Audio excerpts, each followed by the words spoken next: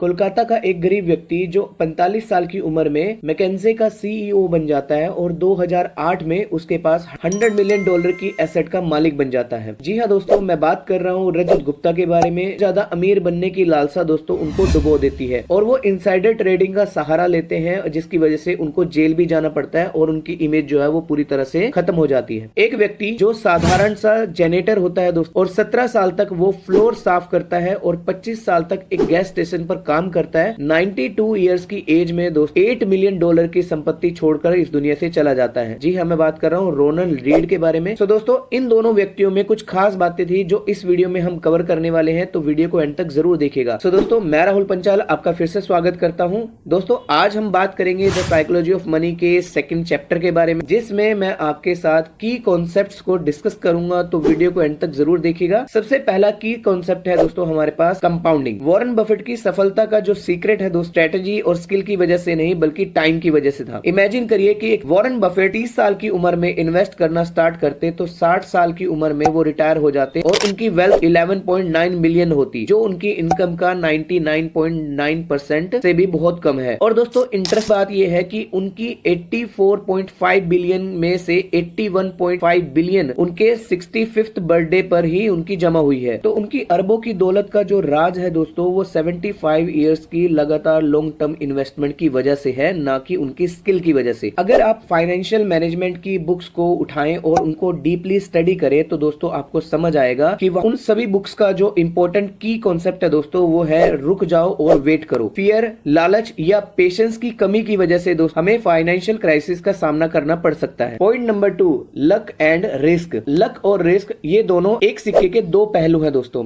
या आप कह सकते हो दोनों भाई भाई हैं। 1968 में सिएटल के एक लेक साइड स्कूल में 13 साल का एक लड़का पढ़ता था और सबसे हैरानी की बात यह है दोस्तों उसके स्कूल में केवल एक ही कंप्यूटर था। जी हाँ, मैं बात कर रहा हूँ बिल गेट्स के बारे में, जो उस टाइम में एकमात्र हाई स्कूल था जहाँ पर कंप्यूटर अवेलेबल था। बिल गेट्स कहते हैं कि अगर लेक साइड स्कूल ना होता तो माइक्रोसॉफ्ट भी नहीं होता। तो ये सिर्फ उनकी एक लक की वजह से उनको मिल पाया दोस्तों, जो लाखों में से एक था। इसके उलट इवांस, जिनको मिलियन में से एक जोखिम का सामना करना पड़ा, माउंटेन की चढ़ाई करते वक्त वो दुर्घटना का शिकार हो गया, जो कि मिलियंस में से एक था। दोनों व्यक्ति एक जैसे इंटेलिजेंट होने के बावजूद भी एक को रिस्क का सामना करना पड़ा तो दूसरे को लक मिला, जो बिलियंस में से एक था। कई बार हमारे 100% एफर्ट्स की वजह से हमें 100% रिजल्ट नहीं मिल पाता। उनके पीछे दोस्तों ये लक और रिस्क की जुड़ी हुई ताकतें ही काम करती हैं, जो हमें एक्सट्रीम रिजल्ट्स देती हैं। जैसे बिल गेट्स को लेक साइड स्कूल में कंप्यूटर मिला, जबकि इवांस को माउंटेन्स में अपनी जान गंवानी पड़ी। लक और रिस्क का मिला जुला संयोग था। Point number 3, freedom over time. आपके पैसे का सबसे बड़ा डिविडेंड जो है वो दोस्तों टाइम है। मतलब एक व्यक्ति जो 9 बजे से लेके रात के 10 बजे तक नौकरी करता है और अपनी पसंदीदा नौकरी करता है, इसके बावजूद वो उस पैसे को खर्च नहीं कर पाता, क्योंकि उस पैसे को खर्च करने के लिए उसके पास टाइम नहीं होता। हैप्पीनेस का सबसे डीप सेंस यही है कि आपका जो कंट्रोल है दोस्तों वो टाइम के ऊपर कितना है। डेरेक सेवेज जो म्यूजिशियन बनना चाहते थे, लेकिन जब उन्होंने अपनी नौकरी को छोड़ा तब उनके अकाउंट में $12,000 की सेविंग थी, जिसकी वजह से दोस्तों वो म्यूजिशियन बन पाए। आज की डेट में जो कॉर्पोरेट सेक्टर में 6 घंटे तक लगातार काम करते हैं और लाखों की सैलरी लेने के बावजूद भी दोस्तों वो खुश नहीं है, क्योंकि 1950 के टाइम में जब लोग फैक्ट्री में काम किया करते थे और काम खत्म होने के बावजूद वो फ्री महसूस करते थे अपने घर जाने के बाद। लेकिन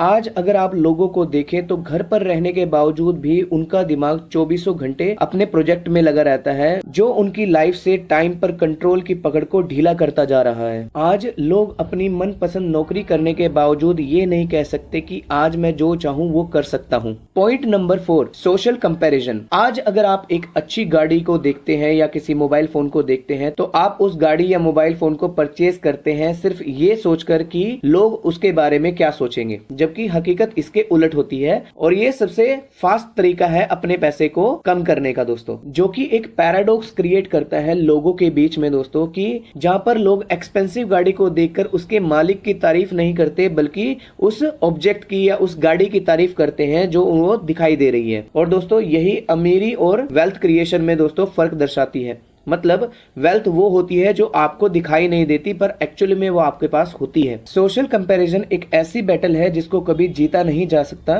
क्योंकि दोस्तों इसमें कोई भी एंड पॉइंट होता ही नहीं है। एक अमीर व्यक्ति देखता है कि वो और कितना अमीर बन सकता है और ये कंपैरिजन लगातार बढ़ता चला जाता है। जैसे जैसे आपकी उम्मीदें बढ़ती जाती हैं वैसे वैसे आपके जो गोल पोस्ट है वो 2 कदम आगे की तरफ सरकता चला जाता है। और ये सोशल कंपैरिजन तब तक नहीं रुकता जब तक आप अपने लिए गोल पोस्ट को डिसाइड नहीं कर लेते और भी पाने की लालसा आपको कभी भी सेटिस्फाई होने नहीं देगी। जैसे रजत गुप्ता के केस में था, $100 मिलियन की वेल्थ क्रिएट करने के बावजूद भी दोस्तों और अरबपति बनने की लालसा ने दोस्तों उनको इनसाइडर ट्रेडिंग करने का रिस्क उठाने पर मजबूर कर दिया, जिसके परिणाम स्वरूप उनको जेल भी हुई और उनकी इमेज मिट्टी में मिल गई। इसी तरह बर्नार्ड मैडॉफ जो एक legitimate market making business 25 million से 50 मिलियन कमाने के बावजूद भी दोस्तों और ज्यादा कमाने की लालसा में दोस्तों पोंजी स्कीम को जारी रखते हैं। रजत गुप्ता और मैडॉफ दोनों ये नहीं जानते थे कि उनको कब रुकना है और वो अपने उस वर्थ को भी दोस्तों रिस्क में डाल देते हैं जो उनके पास ऑलरेडी थी, जो उनके लिए कभी ना खत्म होने वाली एक दौड़ बन गई। दोस्तों आज हमने द साइकोलॉजी ऑफ मनी के की कॉन्सेप्ट को डिस्कस किया है। तो दोस्तों नेक्स्ट वीडियो में हम नेक्स्ट चैप्टर को डिस्कस करेंगे। तो नेक्स्ट पार्ट अगर आप मिस नहीं करना चाहते तो चैनल को सब्सक्राइब और वीडियो को लाइक भी कर दीजिएगा ताकि अपकमिंग वीडियोस का नोटिफिकेशन आपको टाइमली मिल सके। मैं मिलूंगा आपको नेक्स्ट वीडियो में। Till then have a nice day. Thanks for watching this video.